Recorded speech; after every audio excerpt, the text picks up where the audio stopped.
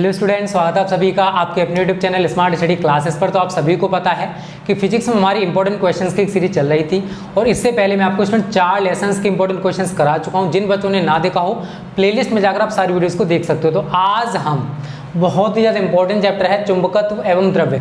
इस चैप्टर से जितने भी इंपॉर्टेंट क्वेश्चंस बनते हैं आज वीडियो में डिस्कस करने वाला हूं। तो वीडियो को पूरा देखा करो, बिल्कुल भी इसकी मत क्या करो, क्योंकि स्टूडेंट अगर आप वीडियो को पूरा नहीं देखोगे तो आपको कुछ भी पता नहीं पड़ेगा कि मैंने क्या पढ़ा है। ठीक है, तो यहाँ पर इस चैप्टर से देखो 9 इंपॉर्टेंट क्वेश्चंस बन सकते हैं।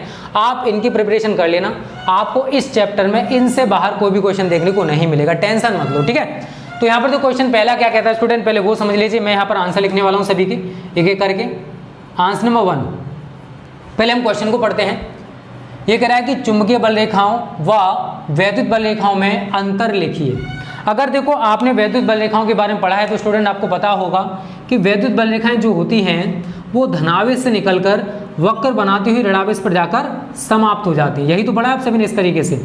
लेकिन अगर हम चुंबकीय बल रेखाओं की बात करें तो चुंबकीय बल रेखाएं उत्तरी ध्रुव से निकलकर दक्षिण ध्रुव पर पहुंचती हैं और चुंबक के अंदर से दक्षिण ध्रुव से पुनः उत्तरी ध्रुव पर वापस आती हैं। तो हम कह सकते हैं कि जो चुंबकीय बल रेखाएं बंद वक्र बनाती हैं, लेकिन वैद्युत बल रेखाएं कभी भी एक बंद वक्र नहीं बनाती। दूसरा अंतर लिखना चाहते हो लिख सकते हो कि एक अकेले आवेश का खुद का अस्तित्व होता है, मतलब खुद की बल रेखा रिप्रेजेंट कर सकता है, लेकिन एक अकेले चुंबकीय ध्रुव का कोई भी अस्तित्व नहीं होता।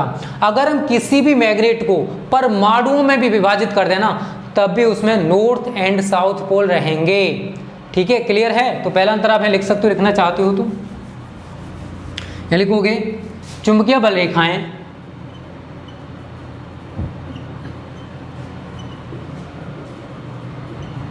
एक बंद वक्र बनाती हैं, एक बंद वक्र बनाती हैं, लेकिन वैद्युत बल रेखाएं कभी भी बंद वक्र नहीं बनाती, बंद वक्र नहीं बनाती।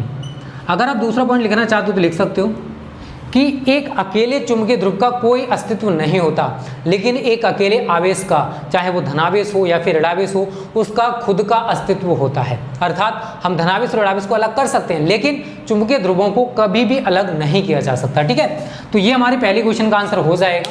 दूसरा क्वेश्चन इंपॉर्टेंट है, नति कोण या नमन कोण से आप क्या समझते हैं? आंसर नंबर 2, नति कोण,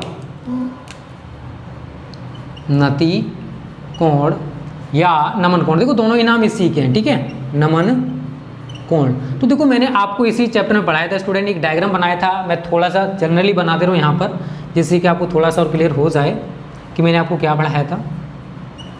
ठीक है, कुछ इस प्रकार से एक डायग्राम था, अगर आप सभी को याद है तो अच्छी बात है। यहाँ पर हमारी एक चुंबकीय सुई लटकी हुई थी NS, ठीक है, और इस तरीके से सभी एक दूसरे से मिले हुए थे। उसके साथ साथ मैंने यहाँ पर भी ऐसे करके दिखाया था। अगर आपको पता है तो अच्छी बात है, नहीं पता है तो कोई दिक्कत नहीं। ठीक है, और यहाँ पर स्टूडेंट देखो इसको मिलाया था, तो मैंने आपको बताया था ये हमारा चुंबकीय अमित्र है और यहाँ पर ये जो बन रहा था ये बन रहा था हमारा भौगोलिक अमित्र। ठीक है, जनरली बताते रहूँ तो ये जो होता है चुंबकीय अमित्र और भौगोलिक अमित्र के बीच बना कोण, इसको तो कहते हैं अल्फा।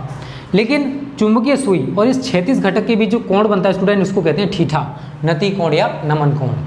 तो ये तो होता है इसका क्षैतिज घटक और ये होता है इसका ऊर्ध्वाधर घटक। उम्मीद करता हूँ जनरली मैंने जैसे समझाया था क्लियर हो गया होगा। वैसे आपको इसमें कोई भी रटने की जरूरत नहीं है। ठीक है, तो इन्हीं से मैं डेफिनेशंस बनाने वाला हूँ, इसलिए मैं थोड़ा सा जनरली आपको समझा दे जिससे कि आपको मेमोराइज हो जाए कि मैंने आपको क्या बताया था। ठीक है, तो क्या लिखोगे यहाँ पर, किसी स्थान पर पृथ्वी के चुंबकीय क्षेत्र की दिशा, चुंबकीय क्षेत्र की दिशा क्षैतिज दिशा के साथ, क्षैतिज दिशा के साथ जो न्यून कोण बनाती है, जो कोण बनाती है, ठीक है ना, यहाँ पर न्यून कोण नहीं आएगा, साथ जो कोण बनाती है उसे नति कोण या नमन कोण कहते हैं, नमन कोण कहते हैं। और इसे किससे प्रदर्शित करते हैं स्टूडेंट? थीटा से। तो लिख लिए ना, इसे थीटा से प्रदर्शित करते हैं। बहुत इंपॉर्टेंट क्वेश्चन है बोर्ड परीक्षाओं के लिए, अच्छे से प्रिपेयर कर लेना। क्या है कि किसी स्थान पर, अभी मैंने डायग्राम बनाया था, तो पृथ्वी की जो चुंबकीय क्षेत्र की दिशा है वो क्षैतिज दिशा के साथ जो कोण बनाती है उसी को स्टूडेंट हम नति कोण या नमन कोण कहते हैं। मैं आपको बहुत अच्छे से पढ़ा चुका हूं, आप सभी को क्लियर भी हो गया था, ठीक है। तो सेकंड क्वेश्चन तुम्हारा यही है, एंगल ऑफ डिप बोलते हैं इसको। तीसरा क्वेश्चन पहले का स्क्रीनशॉट ले लो, फिर आगे बात करते हैं अगले क्वेश्चन की, ठीक है। दिक्पात का कोण, देखो बहुत अच्छे क्वेश्चन है स्टूडेंट, ये मान लो बोर्ड परीक्षाओं में रिपीटेड क्वेश्चन है, इनसे बाहर कोई क्वेश्चन नहीं आएगा, ठीक है। टेंशन मत दो, बस आप हार्ड वर्क करते रहो, ठीक है ना। बहुत कम टाइम बचा हुआ है, हमें भी पता है, बस आप मेहनत करोगे तभी स्टूडेंट आप अच्छा स्कोर कर पाओगे, ठीक है। तो बस मेहनत से लग जाओ। देखिए जरा तीसरा क्वेश्चन क्या कह रहा है, आंसर नंबर 3। दिक्पात का कोण से आप क्या समझते हैं? बहुत ही अच्छा सवाल है, अच्छा क्वेश्चन है। दिक्पात का कोण, दिक्पात का कोण, एंगल ऑफ डिक्लिनेशन, ठीक है, वो एंगल ऑफ डिप होता है। अब डेफिनेशन क्या कहती है, तो यहां लिखोगे किसी स्थान पर चुंबकीय याम्योत्तर, चुंबकीय याम्योत्तर एवं भौगोलिक याम्योत्तर के बीच, भौगोलिक याम्योत्तर के बीच बनने वाले न्यून कोण को, बनने वाले न्यून कोण को दिक्पात का कोण कहते हैं, ठीक है। बहुत ईजी डेफिनेशन है, दिक्पात का कोण कहते हैं। तो अगर आपसे कोई पूछता है कि दिक्पात का कोण किसे कहते हैं, तो आप बता सकते हो कि किसी स्थान पर जो चुंबकीय याम्योत्तर है, आप सभी से ये भी पूछ सकता है चुंबकीय याम्योत्तर क्या होता है, मैग्नेटिक मेरिडियन।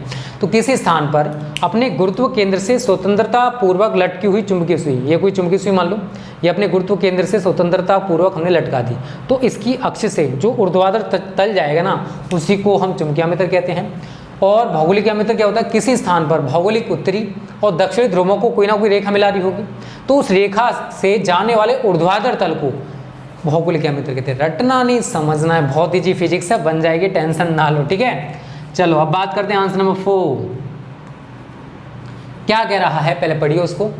ये कह रहा है, बहुत अच्छा सवाल है, इंपॉर्टेंट है 2021 के लिए, भूचुंबकत्व के अवयवों में आपस में क्या संबंध है।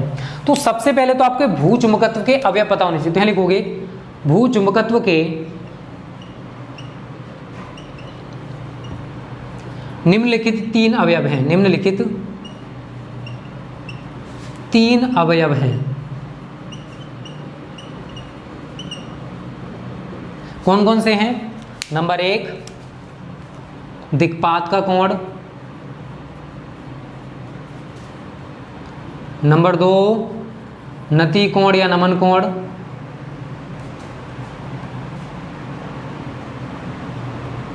नंबर 3 पृथ्वी के चुंबकीय क्षेत्र का क्षैतिज घटक, पृथ्वी के चुंबकीय क्षेत्र का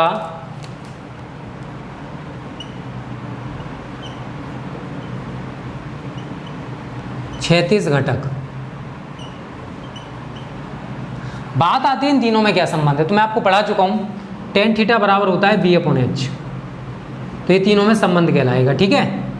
या थीटा बराबर आकर के लिख सकते हो, theta = tan inverse V/H।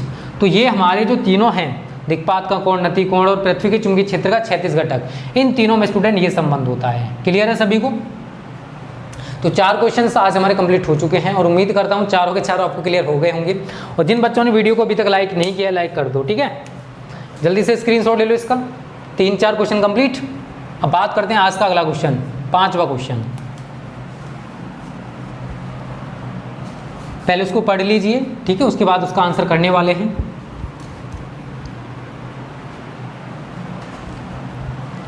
Answer number 5 ये कह रहा है, पृथ्वी के चुंबकीय ध्रुवों पर नमन कोण का मान कितना होगा। तो देखो, अगर आप पृथ्वी के बारे में जानते हो तो हमारी पृथ्वी कुछ इस प्रकार से होती है, मतलब पूरी तरह से गोल नहीं, चपटी है, और ये उसके चुंबकीय ध्रुव होते हैं, और ये इसकी भूमध्य रेखा है, विषुवत रेखा कहलाती है, ठीक है। तो ये उत्तरी ध्रुव और ये दक्षिणी ध्रुव, और ये जो है स्टूडेंट ये कहलाती है भूमध्य रेखा या विषुवत रेखा। तो जो इसके चुंबकीय उत्तरी और दक्षिण ध्रुव होते हैं इन पर जो नति कोण है स्टूडेंट वो 90 डिग्री होता है। कितना होता है? 90 डिग्री। तो यहाँ लिख सकते हो पृथ्वी के चुंबकीय ध्रुवों पर नति कोण का मान कितना होता है? 90 डिग्री होता है। अगर वो पूछता कि विषुवत रेखा या फिर भूमध्य रेखा पर कितना होता है, तो यहाँ पर होता है 0। भूमध्य रेखा या विषुवत रेखा पर कितना होता है? 0। अगला क्वेश्चन मैंने यहाँ पर लिखा भी है शायद, ठीक है। तो पांचों क्वेश्चन का आंसर यही हो जाएगा। छठा पढ़ो पहले। किसी स्थान पर पृथ्वी के चुंबकीय क्षेत्र के क्षैतिज घटक तथा ऊर्ध्वाधर घटक बराबर हैं, उस स्थान पर नति कोण का मान हमको बताना है कितना होगा। यार बहुत सिंपल सवाल है, आप इसको आसानी से कर सकते हो, बस आंसर समझ लीजिए कैसे आपको करना है। Answer number 6। देखिए स्टूडेंट, उसने बोला है कि किसी स्थान पर पृथ्वी के चुंबकीय क्षेत्र का क्षैतिज घटक क्या होता है? H, और ऊर्ध्वाधर घटक क्या है? V, दोनों एक दूसरे के बराबर हैं। तो इस स्थान पर नति कोण का मान, तो आप सभी ने सूत्र पढ़ा है tan थीटा बराबर V/H, पढ़ा है सभी ने। V का मान H के इक्वल कर दो, H का मान V के इक्वल, तो H की जगह V लगाऊंगा नीचे, तो V/V, V से V कैंसिल, कितना आ गया? 1। अब एक चीज बताइए आप सभी कि tan में 1 किसका वैल्यू होता है? tan 45 का। अरे समझदार हो यार, इंटर में पढ़ रहे हो, मैथ्स इतना तो आता होगा, ट्रिगोनोमेट्री है। तो मैं क्या लिखूंगा? tan थीटा बराबर tan 45 डिग्री। tan से tan को काट दूंगा तो नति कोण का मान कितना आ गया? 45 डिग्री। तो इसका कहने का मतलब क्या है कि अगर किसी स्थान पर पृथ्वी का चुंबकीय क्षेत्र और क्षैतिज घटक ऊर्ध्वाधर घटक एक दूसरे के बराबर हैं, तो उस स्थान पर नति कोण का मान 45 डिग्री होगा। क्लियर है? बहुत अच्छा सवाल है, पूछा जा सकता है, ठीक है। अब देखिए आंसर नंबर 7 जो मैंने आपसे बोला था, चुंबकीय भूमध्य रेखा पर नमन कोण का मान कितना होता है? तो मैंने आपको कितना बताया था? 0 डिग्री। नति कोण का मान भूमध्य रेखा विषुवत रेखा पर कितना होता है? 0 डिग्री। तो हमारे 7वें क्वेश्चन का ये आंसर हो जाएगा 0 degree, not a theta degree, ठीक है। और अगर देखो बहुत अच्छे सवाल है, बहुत ज़्यादा रिपीटेड है ये मान लो क्वेश्चंस। और अगर पूछे ध्रुवों पर, चुंबकीय ध्रुवों पर कितना होगा, तो 90 डिग्री। भूमध्य रेखा या विषुवत रेखा पर कितना होगा? 0 डिग्री। आप सभी को इतना याद रखना है, ठीक है। अब देखिए आंसर नंबर 8, किन्हीं दो प्रतिचुंबकीय अनुचुंबकीय लौहचुंबकीय पदार्थों के मान। तो यहाँ लिखूंगा मैं प्रतिचुंबकीय पदार्थ, यहाँ लिखूंगा मैं अनुचुंबकीय पदार्थ,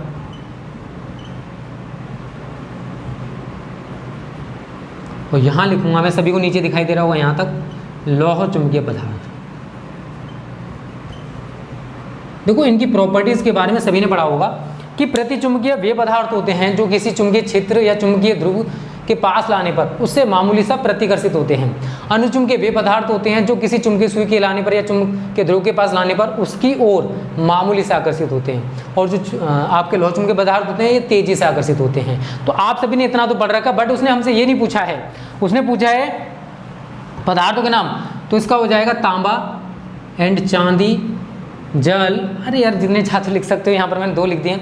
अनुचुंबकीय की बात करूँ तो सोडियम हो गया आपका, प्लेटिनम हो गया, ठीक है, ये आपके अनुचुंबकीय पदार्थ हैं। लौह चुंबकीय की बात करूँ तो सभी को पता होगा FeCONI। केवल आपको 2 लिखने, 2 लिख के आ जाना। बहुत अच्छा सवाल है, ये भी पूछा जा सकता है 2021 में, ठीक है। देखो प्रिपरेशन करते जाओ, जितने टाइप के सवाल हो सकते हैं सारे हम कराने का प्रयास कर रहे हैं। 8 तक आपके क्लियर हो चुके हैं। जल्दी से पहले इसका स्क्रीनशॉट ले लो। और ये जो क्वेश्चन है ये नवा मोस्ट IMP है, ठीक है, चुंबकत्व का परमाणुीय मॉडल। देखो बोर्ड में पूछेगा चुंबकत्व के परमाणु मॉडल से आप क्या समझते हैं। इसके आधार पर प्रतिचुंबकीय, अनुचुंबकीय या लौह चुंबकीय किसी भी पदार्थ की वो व्याख्या करवा सकता है। तो मैं आपको बता दे रहा हूँ, वैसे मैं आपको बता चुका हूँ, बहुत सारे क्वेश्चंस मैंने इस टाइप के आपको कराए थे। आंसर नंबर 9, इसका आंसर आप खुद लिखना। वैसे देखो जितने भी पदार्थ होते हैं वो परमाणुओं से मिलकर बने होते हैं, और परमाणुओं के केंद्र में क्या होता है? नाभिक।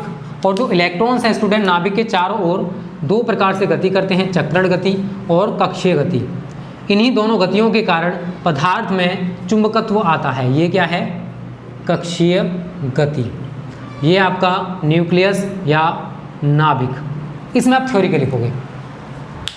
पदार्थ परमाणु से मिलकर बने होते हैं, परमाणु के केंद्र में नाभिक होता है तथा इलेक्ट्रॉन नाभिक के चारों ओर 2 प्रकार से गति करते हैं, कक्षीय गति, चक्रण गति। आप सभी देख रहे हो, देखो आपने पृथ्वी को देखा होगा, हमारी पृथ्वी कुछ इस तरीके से, मतलब अपनी जगह घूमते घूमते आगे बढ़ती है। ऐसा नहीं कि यूं डायरेक्ट घूम रही हो, ऐसा नहीं होता है। अपनी जगह पर घूमेगी, उसके साथ साथ आगे बढ़ती रहेगी कुछ इस प्रकार से। तो अपनी जगह पर घूम रहा हो गया चक्रण गति, और उसके साथ साथ आगे बढ़ रही है, इसका मतलब कक्षीय गति। लेकिन चुंबकत्व का जो ज्यादातर भाग है ना वो चक्रण गति के कारण आता है। अपनी जगह पर जो घूम रही है ना, इसकी वजह से इलेक्ट्रॉन जो अपनी जगह पर घूम रहे हैं, इसकी वजह से ज्यादा चुंबकत्व का पार्ट आता है किसी भी पदार्थ में। ठीक है, तो इसका आंसर आप कर सकते हो, मैं करा चुका हूं वैसे आप सभी को।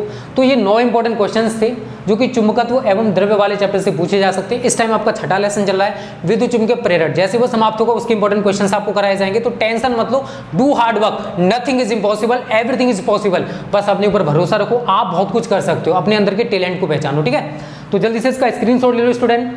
तो आज की वीडियो आपको कैसी लगी आप कमेंट करके जरूर बताना। अच्छी लगी तो लाइक करते हैं। देखो कमेंट का रिप्लाई नहीं कर पाते, उसका रीजन है बहुत सारे कमेंट्स आते हैं, तो जितनों का रिप्लाई कर सकते हैं वो हम वीडियो के माध्यम से कर देते हैं। ठीक है, तो please like and share. Okay, thank you. जय हिंद, जय भारत।